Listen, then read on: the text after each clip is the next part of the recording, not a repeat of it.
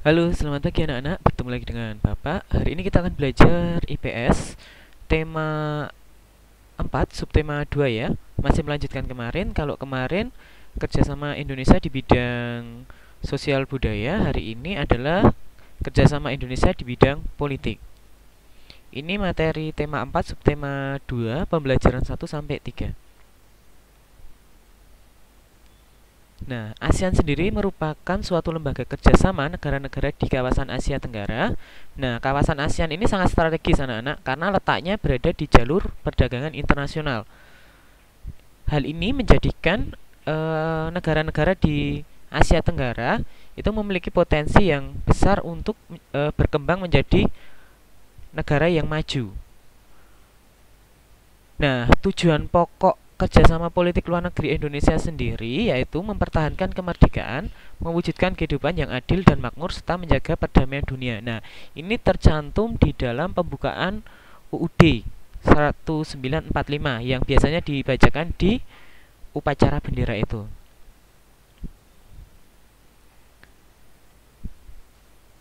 Nah, tujuan pokoknya kerjasama politik Indonesia itu ya, itu untuk mempertahankan kemerdekaan, kemudian mewujudkan kehidupan yang adil, makmur, serta menjaga perdamaian dunia. Itu adalah tujuan pokoknya politik kerjasama politik luar negeri Indonesia. Nah, sekarang mari kita lihat bentuk-bentuk kerjasama ASEAN di bidang politik. Jadi mereka sering bekerja sama di bidang politik apa saja toh? ASEAN sendiri terdiri dari 10 negara ya. Yang ada di depan ini adalah perwakilan menteri luar negerinya Indonesia yang putih ini. Ini ya, perwakilan dari Indonesia. Yang pertama itu adalah kerjasama politik di bidang keamanan ya, ASEAN Defense Minister Meeting. Nah, ini kepanjangannya atau singkatan dari ADMM ini adalah bentuk kerjasama di bidang politik negara-negara ASEAN yang merupakan pertemuan rutin antara menteri keamanan. Jadi yang datang itu adalah para menteri keamanan.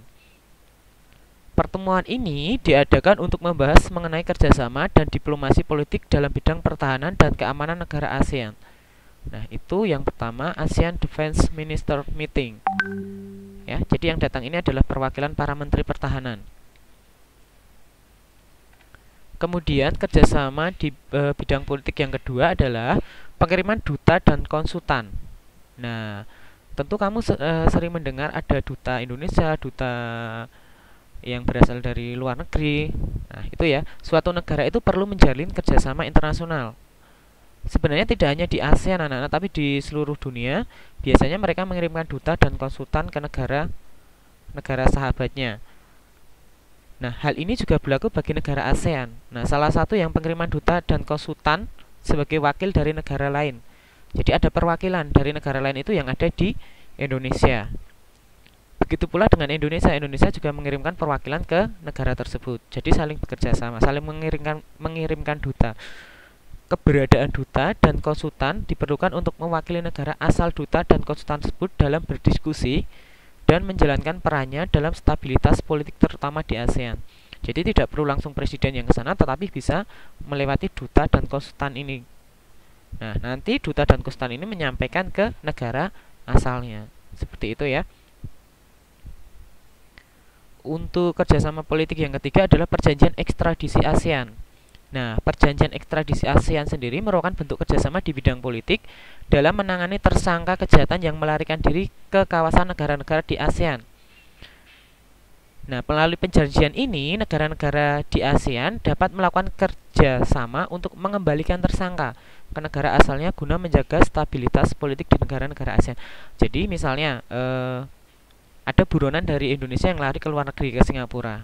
Nah, Singapura adalah anggota ASEAN. Nah, kemudian di sana kan ada perjanjian ekstradisi. Jadi Singapura bisa mengekstradisi tersangka itu kembali lagi ke Indonesia untuk menjalani hukumannya. Nah, itu ada di perjanjian ini anak-anak. Jadi mereka sudah ada perjanjian ya. Jadi nanti seandainya ada orang yang uh, pelaku kejahatan yang melarikan diri ke luar negeri dan masih ada di kawasan ASEAN, itu bisa dilakukan ekstradisi. Ya.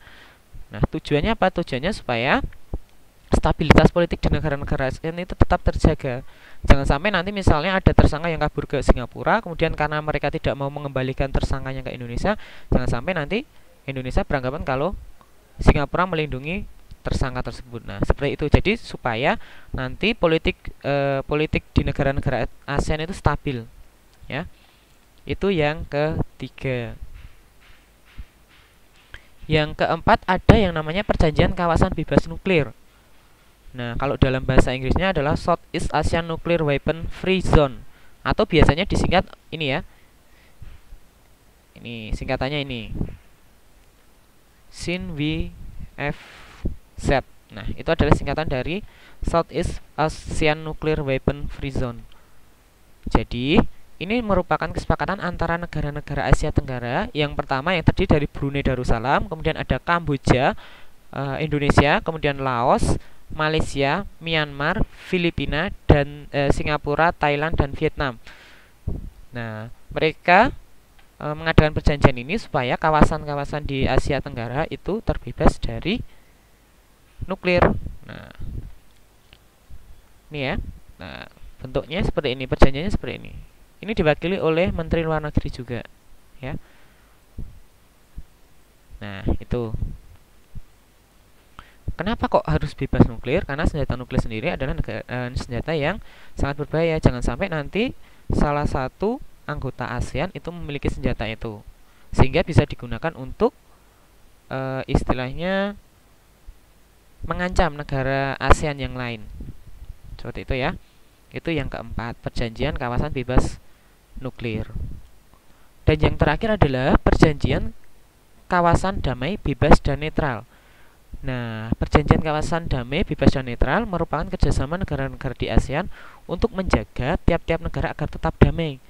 Kata bebas sendiri, ini bebas ini ya, kata bebas sendiri itu dalam perjanjian ini merupakan makna bahwa setiap negara itu mempunyai hak untuk melakukan sesuatu secara bebas, namun tidak melanggar perjanjian dan ketentuan-ketentuan yang sudah menjadi kesepakatan. Jadi meskipun bebas, tapi harus sesuai dengan aturan atau ketentuan yang sudah disepakati bersama, yaitu negara-negara anggota ASEAN. Sedangkan kata netral, netral di sini berarti negara-negara ASEAN tidak ikut campur atau mengintervensi konflik yang terjadi di negara-negara lain, termasuk di negara ASEAN sendiri. Nah, jadi meskipun ada konflik di suatu negara, nah kita nggak boleh ikut campur. Contoh misalnya dulu itu di Kamboja misalnya ada konflik. Nah, Indonesia tidak bisa ikut campur masuk ke sana, tetapi Indonesia dan negara-negara lain bisa sebagai penengah ya untuk melakukan perundingan antar kubu yang berkonflik itu. Tetapi negara lain itu tidak bisa masuk ke sana untuk mengintervensi. Seperti di Indonesia sendiri misalnya ada konflik di Indonesia, nah negara lain juga nggak boleh mengintervensi Indonesia. Jadi yang menyelesaikan masalah sendiri adalah Indonesia, tetapi negara ASEAN lain boleh membantu dalam hal perundingan, penengah. Jadi dia tidak memihak. Seperti itu. Nah, itu 5 perjanjian atau kerjasama Indonesia dan negara-negara di ASEAN dalam bidang politik. Nah, terlepas dari keuntungan dan peran Indonesia dalam organisasi ASEAN itu sendiri, organisasi ini telah memiliki kerjasama di berbagai aspek dan bidang. Ya, banyak. Kemarin kita sudah belajar di bidang sosial, budaya. Nah, sekarang politik. Nanti masih ada bidang ekonomi, kemudian ada pendidikan dan lain-lain. Nah, bagi Indonesia sendiri bentuk kerjasama ini yang mendukung pemerintah Indonesia berdaulat ke dalam dan keluar. Jadi istilahnya membantu Indonesia untuk berkembang lagi menjadi negara yang lebih maju. Nah, itu saja anak-anak materi IPS hari ini, penjelasan IPS hari ini. Kurang lebihnya Bapak mohon maaf. Semoga video ini dapat membantu pemahaman kalian. Akhir kata, sampai jumpa, selamat belajar.